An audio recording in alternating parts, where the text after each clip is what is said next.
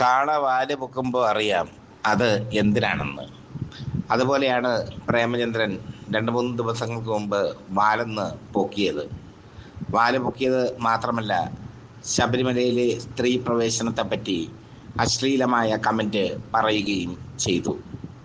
പൊറോട്ടയും ബീഫും വാങ്ങിക്കൊടുത്താണ് ശബരിമലയിൽ ബിന്ദു അമ്മിണിയെയും ദെഹ്റ ഫാത്തിമയെയും പ്രവേശിപ്പിച്ചത് എന്നാണ് പ്രേമചന്ദ്ര വാക്യം. പോലീസ് വാഹനത്തിൽ അവരെ കിടത്തി കൊണ്ടുപോയി എന്നാണ് പ്രേമചന്ദ്ര വാക്യം. വളരെ ദുരുദ്ദേശപരമായ ഒരു പ്രസ്താവന. പ്രേമചന്ദ്രൻ്റെ ഈ പ്രസ്താവന RSPക്കാർക്ക് പോലും പിടിച്ചിട്ടില്ല. കാരണം RSPയുടെ കനലൊരു തരിയാണ് പ്രേമചന്ദ്രൻ. RSP ഇപ്പോൾ നിലനിൽക്കുന്നത് പ്രേമചന്ദ്രൻ്റെ MP സ്ഥാനം കൊണ്ടാണ്. പക്ഷേ പ്രേമചന്ദ്രന് RSPയിൽ നിന്ന് മതിയായി.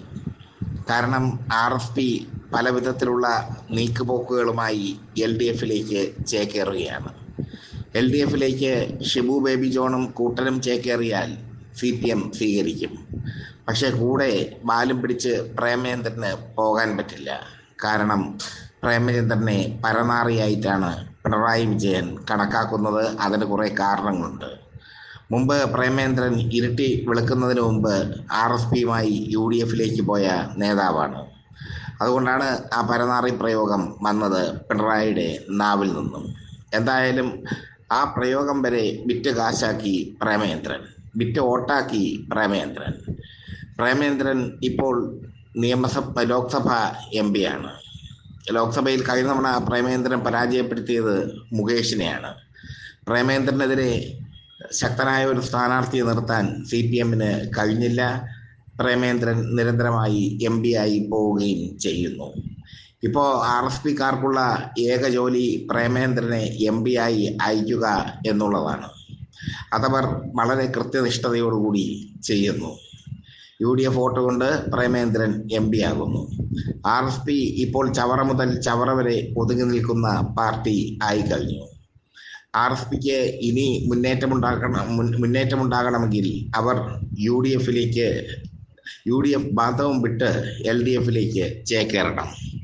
അതിനുള്ള ചർച്ചകൾ ഷിബു ബേബി ജോണിൻ്റെ നേതൃത്വത്തിൽ പുരോഗമിച്ചുകൊണ്ടിരിക്കുമ്പോഴാണ് പ്രേമചന്ദ്രൻ ബീഫ് വിവാദം കുത്തിപ്പൊക്കിയത്.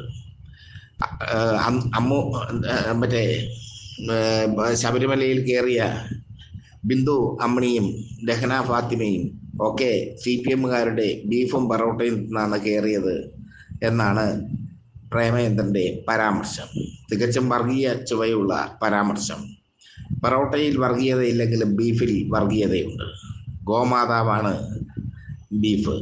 ഗോമാതാവിനെ കൊല്ലാൻ പാടില്ല എന്ന നിയമം കോൺഗ്രസ് ഭരിക്കുന്ന കർണാടകയിൽ പോലും ഇപ്പോൾ ഉണ്ട്. ഈ സാഹചര്യത്തിലാണ് വളരെ ശ്രദ്ധാപൂർവം പ്രേമചന്ദ്രൻ ഈ ഡയലോഗ് വെച്ച് കാച്ചിയത്. അതിനർത്ഥം പ്രേമചന്ദ്രൻ RSPയുമായി തെറ്റി പിരിയുന്നു എന്നാണ്. കാരണം RSPയുടെ ഇപ്പോഴത്തെ നീക്കുപോക്കുകൾ പ്രേമചന്ദ്രനെ സംബന്ധിച്ചിടത്തോളം അസ്വസ്ഥത ജനിപ്പിക്കുന്ന നീക്കുപോക്കാണ്. പ്രേമചന്ദ്രൻ ഒരു സുപ്രഭാതത്തിൽ BJP ആയി മാറിയാൽ പ്രേമചന്ദ്രന് ഒന്നും നഷ്ടപ്പെടാനില്ല. നല്ലൊരു പദവി, ഒരു ഗവർണർ പദവി വരെ ഒരുപക്ഷെ അദ്ദേഹത്തിന് ഈ വയസ്സാം കാലത്ത് ലഭിക്കും. 28 വയസ്സിൽ നാവായിക്കുളം പഞ്ചായത്ത് പ്രസിഡന്റായി പ്രവർത്തനം തുടങ്ങിയതാണ് പ്രേമചന്ദ്രൻ്റെ രാഷ്ട്രീയ ജീവിതം. ആ ജീവിതം പിന്നീട് പല കൈവഴികൾ കടന്ന് MLA ആയി MP ആയി അങ്ങനെ മന്ത്രിയായി അങ്ങനെ അങ്ങ് പോയി. എന്തായാലും LDFിൻ്റെ സഹായത്തോടു കൂടിയാണ് പ്രേമചന്ദ്രൻ MLAയും മന്ത്രിയുമൊക്കെ ആയത്. പിന്നീട് ഒരു സുപ്രഭാതത്തിൽ LDFിനെ തള്ളിപ്പറഞ്ഞ് പ്രേമചന്ദ്രനും കൂട്ടരും നേരെ UDFിലേക്ക് അങ്ങ് പോയി.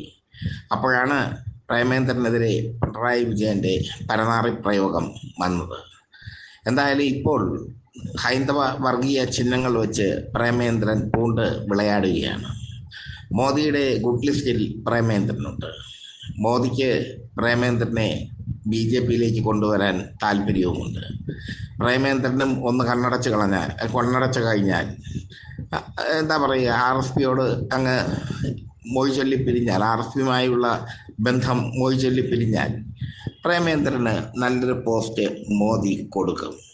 അത് ഉറപ്പാണ്. ഗവർണർ സ്ഥാനമോ അതുപോലെയുള്ള ഉയർന്ന പോസ്റ്റോ കൊടുക്കും. അതാണ് പ്രേമേന്ദ്രൻ ഇപ്പോൾ CPM-നെതിരെ ഇത്തരം വർഗീയ പരാമർശങ്ങൾ നടത്താനുള്ള കാരണമെന്ന് രാഷ്ട്രീയ വിദഗ്ധർ ചൂണ്ടിക്കാണിക്കുന്നു. പ്രേമേന്ദ്രൻ കയ്യാലപ്പുറത്തെ തേങ്ങ പോലെയാണ് RSPക്ക്. ഒരു വശത്ത് BJP-യിലേക്ക് ചായാം, മറുവശത്ത് LDF-ലേക്ക് ചായാം, അല്ലെങ്കിൽ RSPയിലേക്ക് ചായാം. RSPയിലെ ഭൂരിഭാഗം നേതാക്കളും LDF-ലേക്ക് ചേക്കേറാനുള്ള തയ്യാറെടുപ്പിലാണ്. കാരണം വെറുതെ UDF-ൽ നിന്നുകൊണ്ട് ഒരു പ്രയോജനവുമില്ല എന്നവർ മനസ്സിലാക്കുന്നു. ഒരു കാലത്ത് RSPക്ക് MLA-മാർ ഉണ്ടായിരുന്നു നിയമസഭയിൽ. മാത്രമല്ല മന്ത്രിമാർ ഉണ്ടായിരുന്നു കേരള രാഷ്ട്രീയത്തിൽ. UDF-ലേക്ക് ചേക്കേറിയ ശേഷം ഒരു ചുക്കിനും ചുണ്ണാമ്പിനും കൊള്ളാത്ത പാർട്ടിയായി RSP മാറി.